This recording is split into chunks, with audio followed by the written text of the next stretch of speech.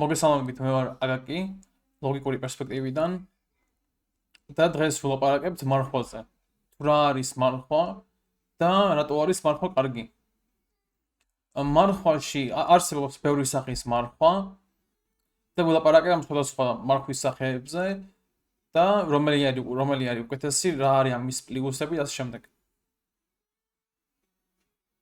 ერთ-ერთი მარხვის სახე არის, როდესაც ქრისტიანებს გამოყოფილი აქვს დღეები, სადაც არის ოფიციალური მარხვები, სადაც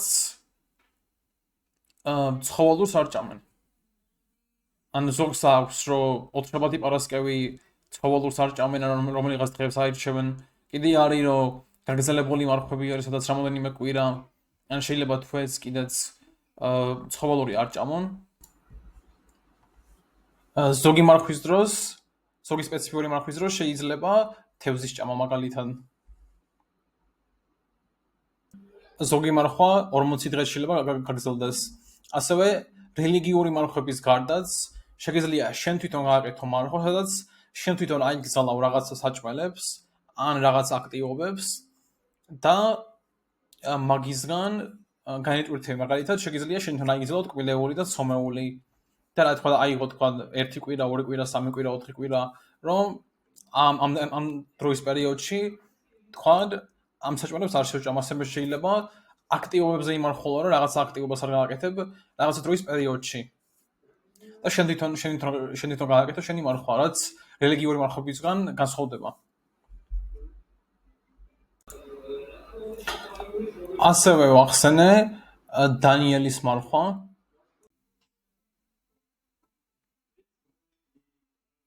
დანიელის მარხვა იმიტომ ქვია, რომ დანიელი იყო ერთი ღმერთისმსახური და ერთ-ერთ ლექციაში ვილაპარაკები ამაზე. და დანიელს შესთავაზეს მეფის ღვინო და მეფის ხორცი და არ შეჭამა მეფის ღვინო და მეფის ხორცი, არამედ იყო წყალზე და მცენარეულზე. 10 დღე იყო, 10 დღე ჭამა მცენარეული და წყალი, ღვინოს და ხორცის მაგივრად და უფრო ჯანსაღად გამოიყურებოდა ვიდრე ის ადამიანები, ვინც ხორცი ჭამეს. და აქედან ის შეგვიძლია დავასკვნათ, რომ მარხვა, ესეთი მარხვა, როდესაც არ ჭამ ცხოველურს და ჭამ მარტო მცენარეულს, არის ძალიან კარგი ჯანმრთელობისთვის. ბიბლიაში წერია დაბადებაში, რომ ღმერთმა მოგცა მცენარე და ეს იყოს თქვენთვის ხორცისთვისო. თქვენი ხორცი იყოს ეს მცენარეულიო. და ესეთ მარხვას ქვია დანიელის მარხვა, რომელიც ძალიან კარგია ჯანმრთელობისთვის და ბევრი ადამიანი რელიგიურად იცავს ამ მარხვებს. და ღმერთი აჯილდოვებს ადამიანს, როდესაც იგი მარხულობს.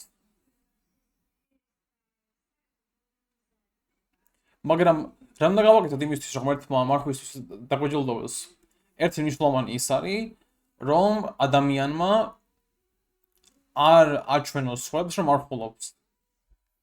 აი ბიბლიაში, ბიბლიის სახარებაში, მათე 6:16-18-ში წერია და როდესაც მარხულობთ, ნუ იქნებით მწუხარენი, თვალმაგცდა მსგავსად, თავპირირობ ჩამოსტირით, რათა მარხულად ეჩვენონ ხალხს. ჭეშმარიტად გეუბნები თქვენ, უკვე მიიღეს თავიანთი საზღაური. ხოლო შენ, როდესაც მარხულობ, თავს იცხე და დაიბანე პირი შენი, რათა ხალხს კი არ ეჩვენო მარხულად. არამედ დაფარულში მყოფ მამას შენსას და მამა შენი, რომელიც ხედავს დაფარულს, მოგაგებს შენ ცხადად.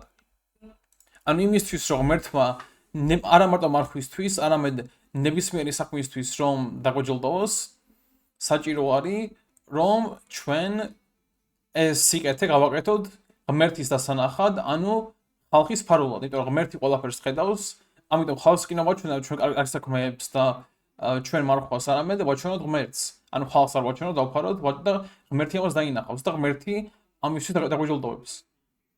ერთ ადამიანს მოусმინე, ვინც თქვა, ვინც შეხვდა, ანუ ჰქონდა სასწავლებრივი შემთხვევა სადაც ღმერთმა იგი წაიყვანა ჯოჯოხეთში და აჩვენა ჯოჯოხეთში მომხდარი ხალხი და ერთ-ერთი ადამიანი იმიტომ იყო ჯოჯოხეთში, რომ რასაც კარგს აკეთებდა, ყველაფერს ტრაბახობდა, ყველაფერს ეუნებოდა სხვებს, რომ ეს კაი გავაკეთე, ეს კაი საქმე გავაკეთე, ეს კაი გავაკეთეო და რამდენჯერაც სხვა რომ ეს რამე კარგი გააკეთა, 60-ის ჩანაწერიდან მაგის გამო წაიშალა ეს კარგი საქმე, იმიტომ რომ შენ როცა ხალხს ეუნები რომ მე ეს კარგს ვაკეთებ, მე ამ კარგს ვაკეთებ, უკვე 60-ის უკვე ეგ კარგი საქმე აღარ აინტერესებს, ამას შლიან და იმდენი კარგი საქმე წაეშალა ესე, რომ ღმერთმა ჩათვალა იგი უხილოდ, ანუ დიდად კარგის არ გამკეთებლად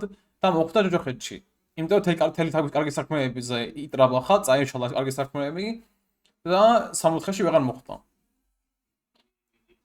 ამიტომ მნიშვნელოვანია იმისთვის, რომ ღმერთის ჯილდო მივიღოთ ნებისმიერი საქციელისთვის, ნებისმიერი კარგი საქმისთვის ან მარხვისთვის, საჭიროა რომ ეს ვაჩვენოთ, ეს არ ვაჩვენოთ და არ ვიტრაბახოთ ამაზე კაცთა წინ. სიტყვა მარხვა კიდე ნიშნავს არსებობს ბევრი სახის მარხვა. ერთი მარხვა არის შეიძლება იმარხულო ტექნოლოგიიდან, ესე იგი ტექნოლოგიას არ გაიკარო რაღაცა დროის პერიოდი. არის თქვად ვიდეოს ფასტინგი, ანუ ვიდეოს მარხვა, რომ უბრალოდ ვიდეოებს არ უყურებ. არსებობს ბევრი სახის მარხვა, ნებისმიერ რაღაციდან რასაც დააპდეინებ, ანუ თავს შეიკავებ რაღაცის გაკეთებისგან, ეგ შეიძლება ჩაითვლოს მარხვად. რომ რაღაცა დროს იღებ დროის პერიოდს, თქვა ერთ თვეს, ერთ კვირას, ორ დღეს, ერთ დღეს, რომ ერთი დღე, ერთი კვირა, ერთი თვე რაღაცას არ გააკეთებ. ან რაღაცას არ შეჭამ. არსებობს ერთი მარხვა, რაც არის უფრო ძლიერი და უფრო დამაჯილდოვებელი, ვიდრე სხვა ნებისმიერი მარხვა. და არის მთავარი მიზეზი, რატომაც გავაკეთე ეს ვიდეო. იმიტომ რომ ბევრი ქართველია იცის რელიგიური მარხვა, რომ აი უთშაბათი პარასკევი და რაღაცა დასწავლებზე არ მარხულობენ და ცხოველურს არ ჭამენ, მაგრამ ყველაზე ძლიერი მარხვა, რასაც ძალიან ბევრი ქრისტიანი ამერიკაში აკეთებს და სხვა ქვეყნებში აკეთებენ და ზოგი ქართველიც ამას აკეთებს, არის მარხვა, სადაც არაფერს არ ჭამ. ეს არის ყველაზე ძლიერი სულიერი მარხვა, სადაც იღებ დროის პერიოდს, საერთოდ არაფერს არ ჭამ და ამ დროს უთმობ ლოცვას, ღმერთის სიმღერას, ბიბლიის კითხვას, სულიერ აქტივობებს და სხვას. და ეს არის ყველაზე სულიერად დამაჯილდოვებელი მარხვა, რაც კი არსებობს, ყველაზე ძლიერი. და რატო არის ყველაზე კარგი და დამაჯილდოვებელი?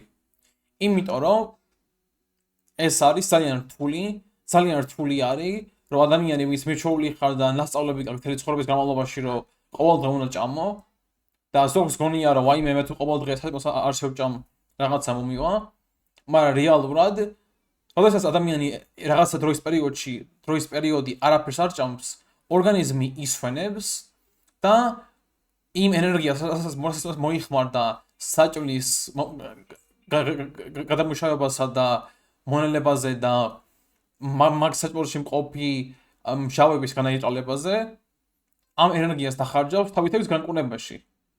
ანუ ნორმალურ რელიგიურ მარხვაზე, სადაც უბრალოდ ცხოველურს არ ჭამ. უფრო მკურნალი არის ის მარხვა, სადაც საერთოდ არაფერს არ ჭამ. იმიტომ რომ არაფერს არ ჭამ, ორგანიზმი ისვენებს და მაგ ენერგიას იყენებს, რომ შხამები განდევნოს, მჟავები მოიშოროს, დაზიანებული უჯრედები შეჭამოს და ამით გააკეთოს ახალი ჯანსაღი უჯრედები და ძალიან კარგია ჯანმრთელობისთვის. და არა მარტო ჯანმრთელობისთვის, ეს მარხვა, სადაც ნამდვილი მარხვა ქვია ამას, სადაც არაფერს არ ჭამ, არა მარტო ჯანმრთელობისთვის, არამედ სულისთვის არის ძალიან კარგი. რატო არის კარგი? იმიტომ რომ ადამიანი შეიძლება ძალიან დაკავდეს ჭამით. როცა შენ ჭამ, შენ ხორციელს აძლიერებ, იმიტომ რომ ჭამ სიამოვნებას იღებ და ამით ხორციელი ტყვება. მაგრამ სულიერი რამის ჭამით ვერაფერს ვერ იღებს. მაგრამ როცა შენ საჭმელზე უარს იძახი და ამის მაგივალ ბიბლიას კითხულობ, ლოცულობ, ღმერთს უმღერი ხარ, რამ ესეც სულიერს აკეთებ, ამით სულიერს აძლიერებ და ხორციელ, საიდანაც მოდის ცოდვა, მოდის ხორციელიდან, ამას ასუსტებ. ანუ მარხვა, სადაც არაფერს არ ჭამ, ეს ძალიან ასუსტებს ხორციელს, ჩვენი ცოდვის წყაროს ასუსტებს და სულიერს, ჩვენი სამოთხის გზის წყაროს აძლიერებს. ნუ ის არ დაგვიწდეს, რომ ღმერთიშვილმა დაღურა იაჰუშუამ, ან იესო ქრისტემ დაღურა თავის სისხლი, რომ თუ ვეზიარებით და მასთან ვაღიარებთ, მასთან იაჰვესთან ვაღიარებთ ჩვენ ცოდვებს, მისი შვილის იაჰუშუას ან იესოს სახელით ვაღიარებთ ცოდვებს და პატიებას ვთხოვთ, ეს არის ჩვენი სამოთხის გზა, მაგრამ ერთია ის, რომ სამოთხეში მოხვდები და მეორე ის არის, რომ სამოთხეში მარადიულ ჯილდოს მიიღებ. და სწორედ ეს ჯილდო მოდის იმისგან, რომ შენ მარხულობ და ლოცულობ. ძალიან ბევრი პრივილეგია სამოთხეში მოდის იმისგან, რომ შენ მარხულობ, ანუ არაფერს არ ჭამ და ამ დროს იყენებ ლოცვისთვის, ბიბლიის კითხვისთვის, ინფორმაციის მოძიებაში ატარებ ამ დროს, რომ სულიერი ინფორმაცია გაიგო, როგორც ამ ლექციის ყურება, ან სხვა ადამიანის ლექციის ყურება, ან ღმერთს გალობას ვიუძღვნი და ასე შემდეგ. ეს რაღაცეები გაჯილდოვებს სამოთხეში. ანუ სამოთხის ჯილდო მოყვება ამას. არა მარტო შენაგან ცხოვრებაში, არამედ ამ ცხოვრებაშიც. ღმერთი ძალიან კარგი არის და შენ თუ შეეცდები, რომ ღმერთი გაახარო, ღმერთი არა მარტო შენაგან ცხოვრებაში, არამედ ამ ცხოვრებაშიც დაგაჯილდოვებს. თუ აკეთებ ღმერთის ასანახად და არა სხვა ადამიანის დასანახად. ერთი ლოცვა არის კიდე, რომელზეც ლექცია ჯერ არ დამიდია, მაგრამ ამას თუ უყურებთ ამ ლექციის დადების დიდი ხნის მერე, შეიძლება ეს ლექცია მეტოს უკვე, რაც არის ენებზე ლოცვა ქვია, შეიძლება ეს უკვე სანამ თქვენ ამას ნახავთ, დადებული მქონდეს ეს ლექცია, მაგრამ ენებზე ლოცვა არის ყველაზე ძლიერი ლოცვა და ენებზე ლოცვა და ჩვეულებრივი ლოცვაც სხვადასხვაშორის ძლიერდება მარხვის დროს, ანუ არაფერს ჭამის დროს. ჩვენ თუ არაფერს არ ჭამთ, ჩვენი ხორციელი სუსტდება, სულიერი ძლიერდება და უფრო დიდი ალბათობა არის, რომ ჩვენი ლოცვა მივიდეს სამოთხეში, რომ სამოთხე გაიგოს. ხალხმა ის არ იცის, რომ არა ყველა ადამიანის ლოცვა სამოთხეს არ ესმის. თუ ადამიანი ძალიან ცოდვილი არის, ძალიან არასწორად ცხოვრობს, სამოთხე შეიძლება მისი ლოცვა არ გაიგოს და სამაგიეროდ გაიგოს დემონებმა და ამასულებმა და მის ლოცვებს პასუხი გასცეს სატანამ და მისო სამეფომ. რომ ხალხს დააჯეროს, რომ ღმერთს ესმის ჩემი ლოცვებიო, ესე იგი მე ვარ კარგი ადამიანიო, ვარ გადარჩენილიო და რეალურად გულწრფელად არ მოინანიოს და ტყუილში იცხოვროს და მერე სიკვდილის შემდეგ მოხვდეს ჯოჯოხეთში. იმიტომ რომ რეალურად სწორად არ ცხოვრობდა. მაგრამ მარხვა ჩვენ სულს წმინდავს, ჩვენ არა მარტო სულიერს, არამედ ჩვენ მარხვის დროს, თუმცა არაფერს არ ჭამ, ორგანიზმის ენერგია ეძლევა, რომ თავისთავად გაიწმინდოს და სულიერიც იწმინდება და ჩვენი ხორციელიც იწმინდება და უფრო დიდი ალბათობა არის იმის, რომ სამოთხემ გაიგოს ჩვენი ლოცვა და ღმერთმა იაჰვემ გასცეს ჩვენ ლოცვას პასუხი. ჩვენი ღმერთი იაჰვე, ჩვენი შემქმნელი არის ძალიან კარგი და როცა ვცდილობთ რომ იგი გავახაროთ, როცა არაფერს არ ჭამთ და მაგ ჭამის დროს, რასაც გავატარავთ ჭამაში, მაგ დროს რომ ვუთმობთ ღმერთის გამდიდებას, ჩვენი საქციელით, ჩვენი სხვების დახმარებით, სხვების სიყვარულით, ლოცვით, ბიბლიის კითხვით, მის სიმღერების გალობით, ან ლექციების გადაღებით, რომ სხვას რაღაცა ვასწავლოთ და სამოთხის გზა ვაჩვენოთ და დავაკვალიანოთ, ამას ღმერთი ხედავს, იაჰვე ხედავს, ფერი სამოთხის სომა და ამისთვის გვაჯილდოვებს სამოთხეშიც და ამ ცხოვრებაშიც. და იმის თქმა მინდა, როდესაც ადამიანი მარხულობს, მისი ხორციელიც და სულიერიც იწმინდება და შენი ლოცვა ძლიერდება და ეს ამ ლოცვას მე უფრო უმარტივდება, რომ მივიდეს სამოთხეში და ღმერთმა რომ ლოცვას პასუხი გასცეს, მისი ალბათობა ძალიან იზრდება.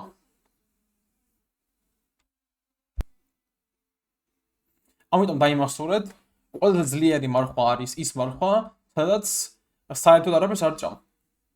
ის კი მართალია, რომ თავიდან როცა ამას აკეთებ, შეიძლება გაგიჭირდეს ძალიან, მაგრამ რაც უფრო ამას შვები, ორგანიზმი მით უფრო ეჩვევა და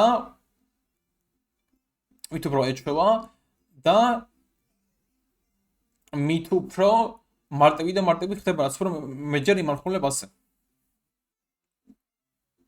დაიმახსოვრეთ ის, რომ ღმერთის შვილი, როცა იაჰუშუა, ან იესო, როცა მოევლინა ამ სამყაროში, მან სანამ დაიწყო სასწაულების გაკეთება, იმარხულა 40 დღე ღამე და ამის შემდეგ, ან 40 დღე ღამე არაფერი არ ჭამა და მხოლოდ ამის შემდეგ დაიწყო სასწაულების გაკეთება. ანუ იმისთვის, რომ ჩვენ შევივსოთ ღმერთის სულით, რომ ღმერთის ხმა გავიგოთ, რომ სასწაულები ვაკეთოთ, რომ სულიერ სამყაროში გქონდეს ძალა, ამის საჭირო არის მარხვა. იმას ვიტყვი, რომ ეგრევე თქვენ 40 დღე-ღამე არ იმარხულოთ, შეიძლება შიმშილის გამოგდეთ. არამედ უფრო სასიში მარხვა კი არ არის მარხვის მერე ჭამა. როცა რაღაცა პერიოდი არ ჭამ, ორგანიზმი უკვე აღარ ელოდება საჭმელს და თუ ეგრევე ბევრ ცხოველურ საჭმელს შეჭამ, ან ნახშირწყლებს მიიღებ, ძალიან მავნე შეიძლება იყოს. ამიტომ თავიდან დაიწყე, შეიძლება თავიდან იმარხულო ძალიან ცოტა ხანი. თქვა, დღეში თუ ჭამ 3 კვებას, შეიძლება მესამე კვება აღარ ჭამო და ეგ დრო დაუთმო, ეგ რამოდენიმე საათი დაუთმო სულიერ თემებს. და ჯანმრთელობისთვის არის ძალიან კარგი, ორგანიზმი ისვენებს და ძალიან კარგი არის სულისთვისაც. მე შეიძლება რამდენიმე კვირის შემდეგ 2 საჭმელი გამოტოვო და უფრო მეტი დრო გექნება ნამარხული.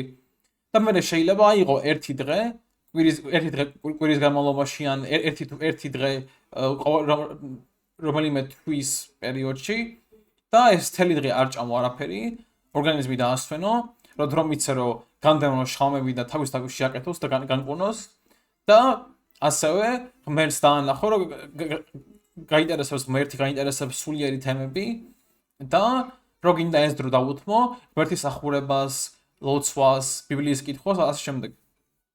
რო წახვიდე და დაეხმარო თქვა ვინც გასაჭირში არის ფული მიცე ან რამე სიკეთე გააკეთო. ეგ არის ნამდვილი მარხვა. თორემ მარხვა მარტო იმაზე კი არ არის, რას არ ჭამ. არამედ იმაზეც არის, თუ ამ მარხვის პერიოდში რა სიკეთეს და რა კარგ საქმეს აკეთებ. ეგ არის ნამდვილი მარხვა. რაც უფრო მეც სიკეთეს აკეთებ, რაც უფრო მეც სულიერ აქტივობას აკეთებ მარხვის დროს, მით უფრო ძლიერია ეს მარხვა და მით უფრო დაგაჯილდოვებს ღმერთი ამ ცხოვრებაშიც და სამოთხეშიც მარადივლად. იმას ვიტყვი, რომ თუ რამოდენიმე დღე იმარხულებ, თქვა შეიძლება იმარხულო 3 დღე, მნიშვნელოვანია, რომ მარხვის შემდეგ მარხვა შეაჩერო, ანუ ჭამო რამე ლაითად საჭმელი. ან რაღაც ძალიან ცოტა ბოსტნეული არის რეკომენდირებული მარხვის შემდეგ. შეიძლება მარხვის შემდეგ სუპი ჭამო, ან ბოსტნეულის წვენი დალიო. მაგრამ იცოდე, რომ თუ შეჭამ ნახშირ წყალს ან ცხოველურს მარხვის შემდეგ შეიძლება იყოს ძალიან მავნე. იმიტომ რომ ორგანიზმმა ამ ნახშირ წყლებში ან ამ ცხოველურში რაც მჟავები არის მიჩვეული აღარ არის ამის განაინტრალებას და თუ იმარხულე ძალიან დიდი ხანი, ანუ დიდი ხანი არაფერი არ ჭამე და ეგრევე მე მიაყარე ნახშირ წყლები ან ცხოველური საჭმელი, შეიძლება ძალიან მავნე იყოს. აი ერთი ადამიანი იყო, ვინც 7 დღე არაფერი არ ჭამა და მე შეჭამა კათამი, რაც არის ცხოველური და არის ძალიან მჟავიანი და რო იცოდეთ ლექსია მაქვს დადებული, ესეც ქვია მარტივი გზა კიბოს, დიაბეტის და სხვადასხვა დაავადების გაკვნებისთვის, რაც შეგიძლია ნახოთ. თუ გაინტერესებს ჯანმრთელები როგორ იყოთ და ამ ლექსიაში ვlaqvaraqობ, რომ ცხოველური როგორი მავნე არის, იმიტომ რომ არის მჟავიანი. და თქვა ეს ადამიანი იყო, ვინც შეჭამა კათამი, 7 დღე არაფერი არ უჭამია და მე შეჭამა კათამი და გაუჩნდა კუჭის წყლული. ან ერთი ადამიანი იყო, იმარხულა ერთი თვე არაფერი არ უჭამია, მე შეჭამა ხორცი და მოკვდა. გარდაიცვალა სამწუხაროდ. და ამიტომ, როდესაც მარხვას აჩერებ, მნიშვნელოვანია ცხოველურს და ნახშირწყლებს აერიდო და ეს მარხვა გააჩერო ბოსტნეულის ჭამით. დაჟე ხილის ჭამაც, ხილს ზამბრი შაქარი, ანუ ნახშირწყალი აქვს და ხილის ჭამაც შეიძლება ცოტა არასასიამოვნო იყოს. ამიტომ რეკომენდირებულია ბოსტნეულით გააჩერო მარხვა. ანუ თუ რამოდენიმე დღე არაფერს არ შეჭამ, რეკომენდირებულია მარხვის შემდეგ დღეებში ჭამა ბოსტნეული. და ამის შემდეგ მიაჩვი ორგანიზმი ისევ ნახშირწყლებს და ცხოველურს თუ ამის ჭამა მაინც გინდა. მაგრამ ეს არის ექსტრემულ შემთხვევებში. უმრავლესობა ადამიანისთვის, ვინც არაფერს არ შეჭამს რამოდენიმე დღე, ან რამოდენიმე საათი და მერე შეჭამს ბოსტნეულს, იქნება კარგად და პირიქით კი რამე არ მოუვა, პირიქით იქნება უფრო ჯამთელი. ორგანიზმი უფრო შეძლებს ამ ბოსტნეულის ათვისებას, ახალი უჯრედების აკეთებას და იქნება უფრო ჯამთელი ვიდრე მარხვის წინ. კი შეიძლება ადამიანმა თავი იგზნოს ცუდად მარხვის დროს, იმიტომ რომ ორგანიზმი თავის ენერგიას იყენებს, რომ ორგანიზმიდან მჟავები განდევნოს და ეს მჟავები ორგანიზმში მერე ცირკულირდება, შეიძლება გამოიწვიოს გაციების სიმპტომები, მაგრამ არ ინერვიულად პირიქით ეს არის ორგანიზმის გაწმენდის საშუალება. რაც ძალიან კარგი არის შემთხვევებისთვის. ასევე რეკომენდაციას მოგცემთ, რომ დალიოთ ტუტე წყალი editing-ის დროს ჩამომატება მას. ეს არის inner light code alkaline water pitcher. Inner light code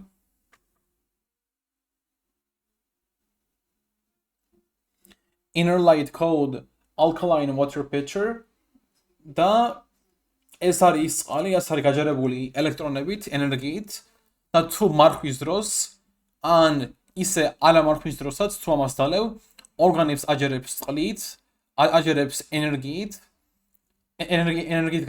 ენერგიით გაჯერებული წყალი არის და მარხვის დროს თავს ცუდად აღარ იგრძნობ.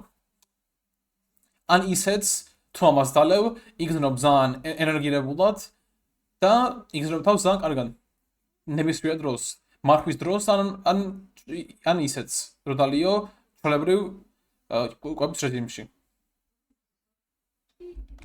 რომელიც სპეციალურად ამ წყალზე ნალაპარაკები მაქვს ჩემ ლექციაში, მარტივი გზაკიბოს დიაბეტის და სხვადასხვა დაავადების განკურნებაში.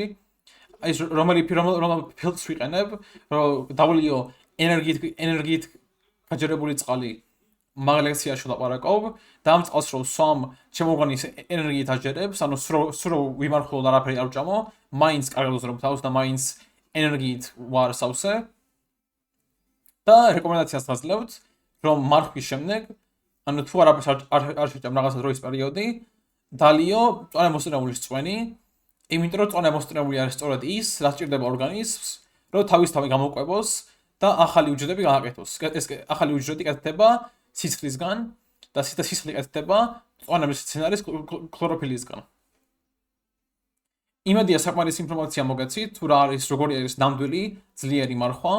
და როგორ შეიძლება რომ ღმერთი ამ მარხვით გაახაროთ და იმ სამგად რამე ცუდი დაგემართოთ, როგორ შეიძლება რომ რამე კარგი დაგემართოთ ამ მარხვის მეშვეობით, რაც არის რამოდენიმე დღე არაფერს არ ჭამ და მე ბოსტნეულით აჩერებ ამ მარხვას, ანუ ბოსტნეულს ჭამ პირველ საჭმელს და ეგრე რამოდენიმე დღე შეაჩვევ ორგანიზმს მე ბოსტნეულს და მე ყველაფერს ჭამა შეიძლება ისევ. გისურვებთ ჯანმრთელობას, გისურვებთ ბედნიერებას და გნახავთ ჩვენელ ლექციაში. ნახვამდის.